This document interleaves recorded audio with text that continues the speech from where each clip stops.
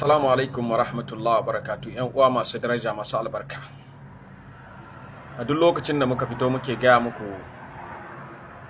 lalaci da rashin mutunci na makwabtan da muke da su, cewa da ƙasashen da muke makwabtaka da su, sai wa'ansu su ga kamar muna tsanantawa wa'annan ƙasashen bai kamata muna ta ɗora musu laifuka ba.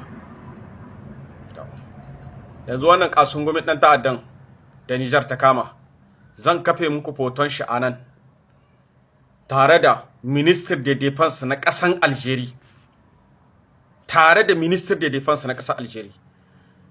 ku gan shi kuma nan shi ɗin dai wanda aka kama a Nijar, sai ku duba hoton shi wannan, ku duba wannan, ku gani shin sai confirme haka nan ne ko ba haka ba. Ku tsaya da kyau, ku zuba ido, ku duba ku gani, tare da Minister na Defense, Minister na ƙasan Algeria. Su suke gidkin dukkan ta'addancin da ake a cikin kasashenmu. Duk wani kasungumi dan ta'addan da yake damun mu a saharan kasashenmu yana da alaka da ƙasar Algeria. Saboda ɗan uwa ku daina ganin muna takura akan Algeria da Nigeria, domin ba dan komai bane. Mu a bangaren mu da Nigeria muna da boda da Nigeria mai yawa, kuma yawan al'ummar Niger suna da matsayi kusa da ƙasar Nigeria. Shi yasa kuke gani muna yawan takurawa game da waɗannan al'amari, saboda duk yadda za a cutar da mu, za a fi cutar da mu da 'yan arewacin Najeriya, saboda muna sarke kusa da juna, ana yawan shige da fice. To wannan ɗan ta'addan a ƙasar Algeria yake rayuwa tare da ministoci da gwamnatin Algeria domin rusa ƙasashenmu, domin lalata mu, domin neman ko ta halin kaka yadda za a hidda ƙasan azawata a cikin yankunanmu. Amma bi izinillahi ta'ala, an uwa ku rubuta mun a comment da addu'anku, wannan ƴan ta'addan da Algeria ta tarsuwa, Allah ya sa su zama sanadin kece ƙasar Algeria a rabata.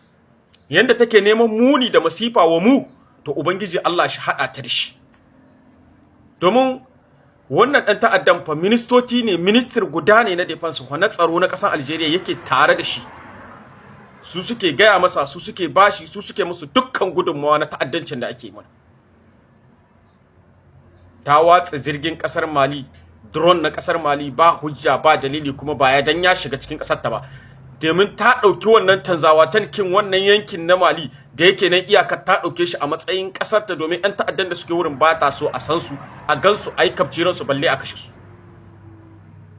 To nan ƴan uwa, ku mi sharing kin wannan video, ku yi like, ku partagen shi ya tafi, domin ƴan uwa su gani, su san irin abun da muke faɗa game da waɗannan makwabta namu. Mugayen makwabta na ba makwabtan arziki bane, domin idan al'umman suna son mu, to shugabannin su ba sa kaunan mu, haka mu ma ba ma kaunan shugabannin su. Allah shi mana jagora, ubangiji Allah, duk wanda yake neman kasar mu da shari, Allah ka san shi, Allah ka tona su asirin shi, in ka tona asirin shi, Allah ka karya shi, ka rugurguza su ya ubangiji. Assalamu alaikum wa rahmatullahi wa barakatuh. Wannan da kuka gani babban dan ta'adda ne wanda yake ta'addanci a cikin ƙasashen Mali da Niger da Burkina. Yana cikin babban kumanda na 'yan ta'adda wanda kuke ganin shi gashi nan, an samu an damƙe shi a cikin ƙasar Niger.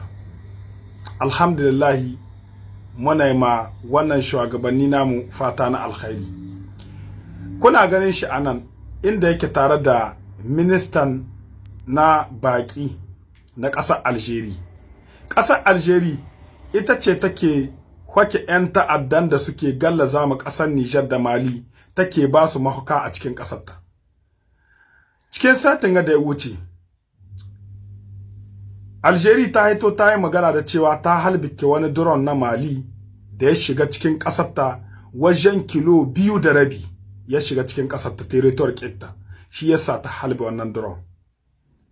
Mali ta bata cewa ta bata kwana 3 shine sosan duzar su hiddo musu shaida da cewa ga inda ya shiga cikin ƙasar Mali, ƙasar Algeria. Kuma duron bai shiga cikin ƙasar Algeria, in an ka halbe shi zai faɗo cikin ƙasar Algeria. Amma duron ina ya faɗi wajen yankin waɗannan mutane masu ikirarin kafa ƙasar su ta Azawad, na ya kwaɗi cikin ƙasar Mali. communique sai ya zaka biyu sai su kuma masu ikirarin kafa wannan ƙasa ta Azau suka ce su suka halbike wannan drone su suka halbike shi har da hotanni suna gwadi ga suna suka halbike wannan drone kina a nan wannan wuri Algeria tana ba 'yan ta'adda dama kuma ita ce a bayan 'yan ta'adda shi yasa ƙasarmu mai albarka ƙasar Niger da ƙasar Mali da ƙasar Burkina suka hidda ambasadurukansu daga cikin ƙasar Algeria kuma suka kire ambasadurukansu daga ƙasar Algeria kuma suka liƙe duk wata alaƙa da ƙasar Algeria tunda ita minahika ƙasa ce da haka wannan abubuwa da shugaban ƙasa mai albarka General Darme Abdurrahman Chani da General Darme Assimi Goita da Le Capitaine Ibrahim Traoré na Burkina Faso wannan decision da suka ɗauka mu 'yan Niger mun ba su goyon baya 100%. Yau l'Union Africaine ya kamata yi magana akan wannan cin zarafi da ƙasar Algeria ta yi ma ƙasar Mali amma da yake su l'Union Africaine manufarsu shine su biya ma Turawa bukatarsu ba su biya ma Afirka bukatarta ba amma duk da haka labari mai daɗi shine ƙasar Niger da ƙasar Burkina da ƙasar Mali sun kai ƙara kotun ƙasa da ƙasa inda ƙasa da ƙasa za ta yi bincike akan ƙasa Algeria kuma za a sa mata mugun takunkumi kuma za ta biya diyyar wannan jirgi da ta yi akanta wannan shine abin da an kai za a zama bisa majalisar ɗinkin duniya dangane da wannan yakar da wannan drone wanda valar ƙin shi miliyan 30 na euro kuma ƙasashenmu na Sahel suka ce suna shirye da kare ƙasashenmu suna shirye da kare 'yan ƙasa bisa ga communiquen da Abdurrahman Ahmadu ya nuna haka nan bisa communiquen ƙin da Burkina ta yi bisa communiquen ƙin da ƙasar Mali ta yi abinda muke fata Allah ya zamanar da ƙasashenmu lafiya kuma Allah ya tona asirin duk wani azzalumi duk wata azzalumin ƙasa da take son ta kawo mana cikas a cikin ƙasashenmu. 'Yan uwana mu ci gaba da addu'a domin ƙasashenmu Allah ya ba mu zaman lafiya.